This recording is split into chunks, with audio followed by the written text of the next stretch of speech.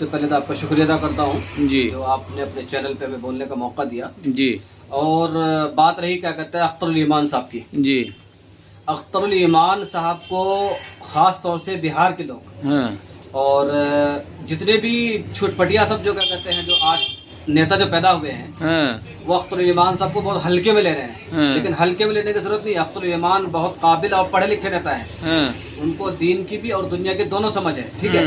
और इस्लाम ने क्या कहते हैं, जितनी भी दुनिया के अंदर जितनी मजहब है सबका ख्याल रखने को कहा है इसमें। इस्लाम अमन और सलामती, अमन का क्या कहते हैं, पैगाम देता है। तो इस चीज का लिहाज करते हुए अख्तरुल ईमान ने जगह कहते हैं कि अजान के मुद्दे पर जो बात की है, बिल्कुल 100% नहीं 200% में कह रहा हूँ, बिल्कुल बात सही है। मैं भी एक मस्जिद में रहता हूँ, ठीक है। मेरे पड़ोस में क्या कहते हैं हिंदू भाई रहते हैं। अजान होती है लेकिन आवाज जाती है कई किलोमीटर तक, लेकिन नमाजी आते हैं कम दूरी से, आधे किलोमीटर, 100 मीटर, 50 मीटर की दूरी पे आते हैं। तो इसलिए महल्ले में, इलाके में, गलियों में हर तरह के लोग रहते हैं। पेशेंट हैं, कोई हार्ट का पेशेंट है, कोई किसी तरह का पेशेंट है। इसलिए क्या कहते हैं, हमारा दीन, हमारा इस्लाम, हमारी शरीयत, हमारे नबी सल्लल्लाहु अलैहि वसल्लम ये कहते हैं कि आपका कोई भी अमल हो, अजान तो बहुत दूर की बात, आप नमाज भी पढ़ते हैं, नमाज फर्ज है मुसलमानों पे। अगर आपकी नमाज से किसी पड़ोसी को दिक्कत हो रही है तो आप एहतियात करें, आप अपने नमाज से किसी को दिक्कत ना पहुंचाए। इसलिए अख्तरुल ईमान जो बयान दिए हैं, बिल्कुल वो अपने बयान पे कायम रहे और इंशाल्लाह इसमें कोई दोहराई नहीं, कोई दिक्कत की बात नहीं है, सोचने की जरूरत नहीं है इसमें। लेकिन कुछ लोग कह रहे हैं कि वाई शेरनी का सिक्योरिटी जब से मिला है तो ऐसा बयान चेंज हो गया है। ऐसा कुछ नहीं है। देखिए, सिर्फ क्या कहते हैं नेताओं में क्या सिर्फ वाई सिक्योरिटी उसी को, जेड प्लस सिक्योरिटी सिर्फ उसी नेता को मिला क्या? कोई नई बात है क्या हिंदुस्तान के लिए या नेताओं के लिए? और भी बहुत सारे नेता हैं जिसके पास क्या कहते हैं सख्त सिक्योरिटी, जेड प्लस सिक्योरिटी है।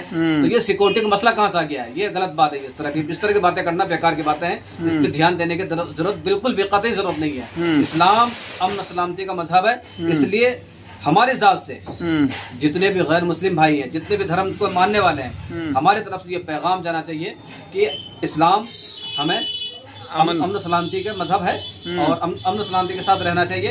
अजान के मुद्दे पे जो अख्तरुल ईमान साहब ने जो बात की है वो बिल्कुल 100%, 200% सही है।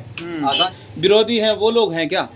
अरे हम करेंगे पूरे हिंदुस्तान के लोग हो, कांग्रेस का लोग हो या क्या कहते हैं बीजेपी का लोग हो या क्या कहते हैं आरजेडी का, किसी का भी हो, उस पर ध्यान देने की जरूरत नहीं है। इलेक्शन का मसला नहीं है, इस वक्त काम करने का मुद्दा है। काम की तरफ तवज्जो देने की जरूरत है। बिल्कुल, ये सब बेकार की बात है, इस पर ध्यान देने की जरूरत नहीं है। किसी पार्टी कौन क्या बोल रहा है इस पर जरूरत नहीं है। बस इस वक्त क्या कहते हैं डेवलपमेंट की बात, पढ़ाई लिखाई की बात, शिक्षा की बात होनी चाहिए। ये सब कौन पार्टी से क्या है नहीं, इससे कोई फायदेमंद नहीं है। उत्तर प्रदेश में MIM को क्या कुछ होने वाला है? उत्तर प्रदेश में तो क्या कहते हैं 2027 में, लेकिन 2026 में क्या कहते हैं आपका बंगाल में है जी, ठीक है। हाँ। लेकिन बंगाल सरकार को होश के नाखून लेने की जरूरत है इस वक्त। इसलिए मुसलमान को क्या कहते हैं वो हल्के में ना ले, ठीक है। मुसलमानों के पास विकल्प नहीं था कल, आज उनके पास असदुद्दीन ओवैसी के शक्ल में विकल्प मिल चुका है। और इंशाल्लाह बिहार से ज्यादा मजबूती के साथ प्रदर्शन करेंगे बंगाल के अंदर। बंगाल के मुसलमान असदुद्दीन ओवैसी की पार्टी करेगी। अगर ममता बनर्जी ये चाहती है कि मेरी सरकार बची रहे, मैं मजबूती के साथ वज़ीर आला बनूं, तो वो उनको क्या कहते हैं गठबंधन में ले ले। ऐसा ना करे लालू प्रसाद की बेटी की तरह वो हवा में उड़ने लगे वो भी, ठीक है। और साथ में लेकर इलेक्शन लड़ना उनके लिए बेहतर रहेगा। इसी तरह उत्तर प्रदेश में भी रहेगा। ये मुल्क का हालात बदल चुका है और गैर मुस्लिम भाई इंशाल्लाह बहुत ही मजबूती के साथ असदुद्दीन ओवैसी को क्या कहते हैं बहुत गौर से उसको सुन रहे हैं, समझ रहे हैं, सोच रहे हैं। वो ये कह रहे हैं कि लिखने वाले मुल्क का संविधान लिख के चले गए, लेकिन फॉलो करने वाला असदुद्दीन ओवैसी की शक्ल में हमारे मुल्क के अंदर है। ऐसा नेता हमारे अंदर नहीं, हमारे मुल्क के अंदर नहीं है। इसलिए हम असदुद्दीन ओवैसी की सपोर्ट कर रहे हैं। जैसे कि महाराष्ट्र में जबरदस्त, उससे पहले बिहार। तो इंशाल्लाह ये शुरुआत है। इंशाल्लाह जबरदस्त अंदाज में इंशाल्लाह आगे चल के देख लेना आप, मुल्क के अंदर कितना शानदार प्रदर्शन करेगी इंशाल्लाह MIM पार्टी।